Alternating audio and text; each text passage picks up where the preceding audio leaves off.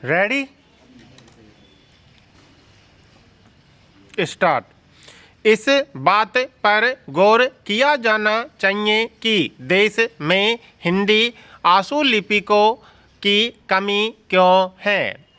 हिंदी आशुलिपि का आरंभ इस देश में 1907 में हो चुका है।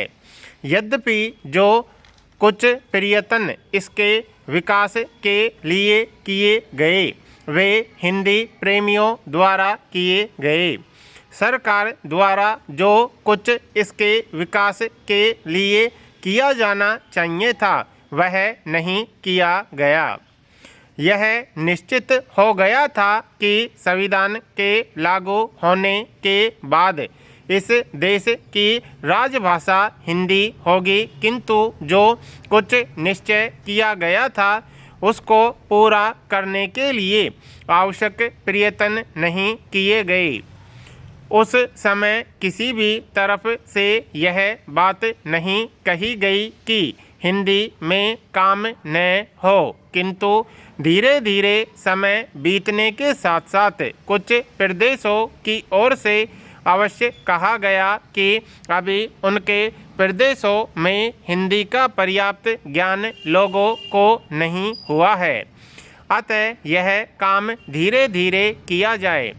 उनकी ओर से यही कहा गया था कि हिंदी प्रांतों में हिंदी लादी न जाए, किंतु हिंदी के कुछ विरोधियों ने इस बात को राजनीतिक रूप देकर उसके विरुद्ध वातावरण बनाने का प्रयास किया।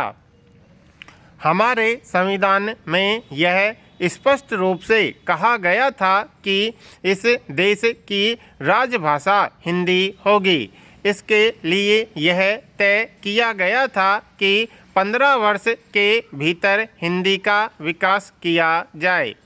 यह अवधि 1965 की जनवरी 26 को पूरी हो गई थी, किंतु हिंदी के विकास के लिए जो कुछ किया गया था वह काफ़ी नहीं था। संविधान के निर्माताओं द्वारा यह आशा की गई थी कि इस बीच में देश में हिंदी का प्रचार और प्रसार इतना अधिक हो जाएगा कि इसको राजभाषा बनाने में कोई कठिनाई नहीं होगी। विज्ञान, तकनीकी एवं विधिक क्षेत्र में हिंदी का प्रयोग नहीं के बराबर होता था, अतः यह स्वाभाविक था कि उस दिशा में प्रगति नेहरू ने उनको यह आश्वासन दिया था कि हिंदी भाषी लोगों के ऊपर लादी नहीं जाएगी जब तक वे इसके लिए तैयार न हो जाएं।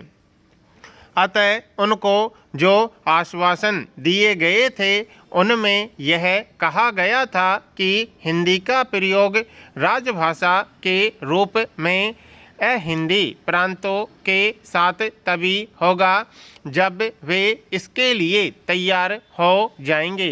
अतः राजभाषा अधिनियम बनाकर हिंदी के साथ अंग्रेजी के प्रयोग को भी जारी रखने की अनुमति दे दी गई।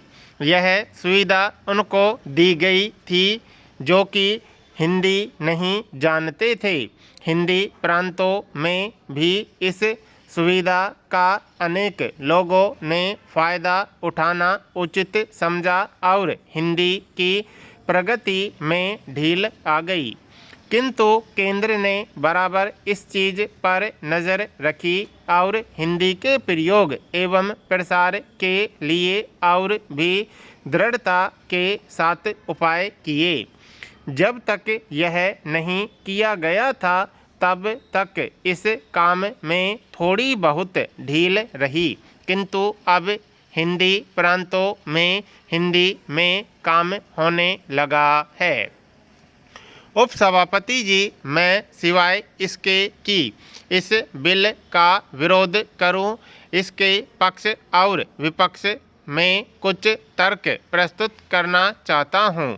मेरा निवेदन है कि इस सदन में ऐसे अनेक लोग हैं और उनका ख्याल है कि इसके सिवाय कि लोगों का बलात् धर्म परिवर्तन किया गया है और यह प्रयत्न किया गया है कि लोगों में आपस में भाईचारा न हो, अलावा इसके और कोई दुष्परिणाम उस कानून के नहीं हो सकते जो भी लागू किया गया है।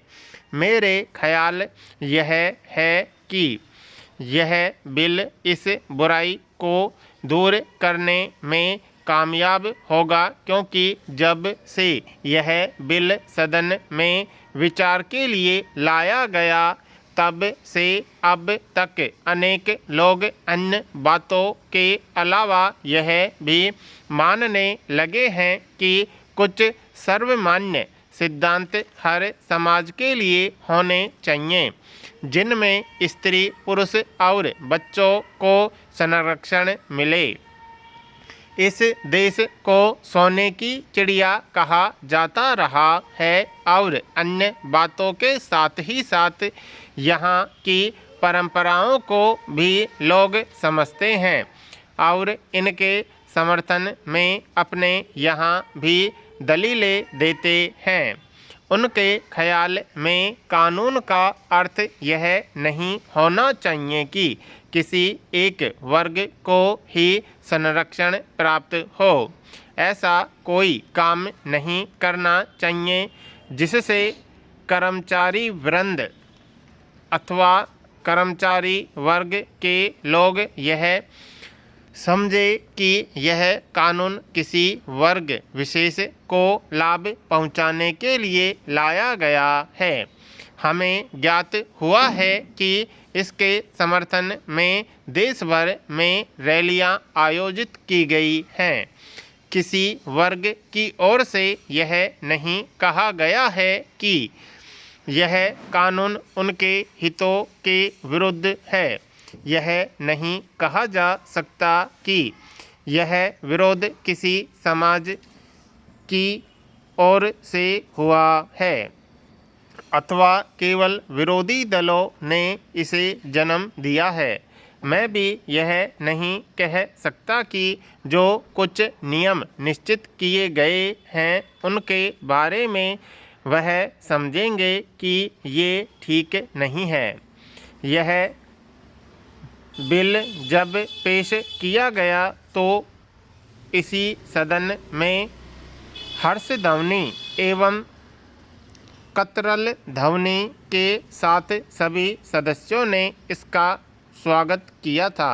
मेरे निकटतम सहयोगी भूतपूर्व मंत्री ने भी इसकी सराहना की थी। मेरा ख्याल यही है कि यह कानून देश के हित में है और सिवाय इस बात के कि इसे राजनीतिक विरोध का सामना करना पड़ रहा है और कोई ठोस कारण इसके विरोध में नहीं आया, उल्टे इसके समर्थन में उन अनेक लोगों ने यहाँ तक कहा कि यह कानून न्यायालय की परिधि से बाहर रखना चाहिए, क्योंकि उनके ख्याल में इसे न्यायालय में ले जाकर लागू करने में विलंब डाला जा सकता है।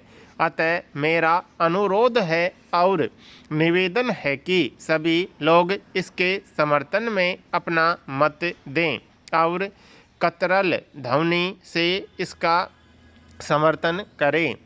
जब से यह बिल आया तब से अभी तक कई सदस्य इसका समर्थन कर चुके हैं।